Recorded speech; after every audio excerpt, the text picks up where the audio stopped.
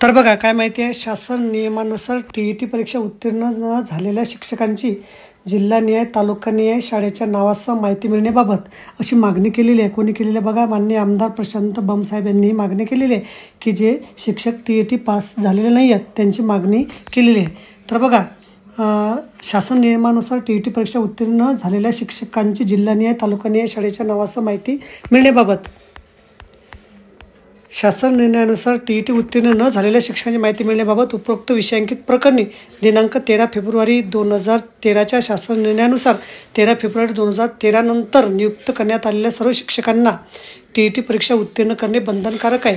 24 August 2018च्या शासन निर्णयातील 13 February 2013 नंतर नियुक्त करण्यात आलेल्या सर्व शिक्षकांनी दिनांक 30 मार्च 2019 पर्यंत टी परीक्षा उत्तीर्ण करणं बंधनकारक केलेलं आहे. त्यामुळे वरील शासन निर्णयानुसार अद्याप टी परीक्षा उत्तीर्ण न झालेल्या शिक्षकांची यादी शाळेच्या नावासह मला आवश्यक आहे. करिता सदरील शासकीय कार्यपद्धतीनुसार टी उत्तीर्ण न झालेल्या शिक्षकांची माहिती प्रपत्र 1 प्रमाणे भरून घेतलेली माहिती मला तात्काळ उपलब्ध करून देण्यात यावी विनंती.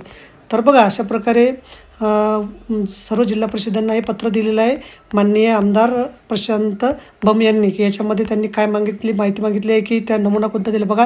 संस्थेचे नाव, शाळेचे नाव, टी अनुत्तीर्ण शिक्षकांचे नाव, नियुक्तीचा दिनांक, वैयक्तिक मान्यतेचा दिनांक, शाळेचा प्रकार अनुदानित आहे की अंशतः आहे की विनाअनुदानित आहे, न्यायालयीन प्रकरण असले त्याचा तपशील आणि 24 ऑगस्ट 2018च्या शासन निर्णयानुसार कारवाई केली असल्यास तपशील.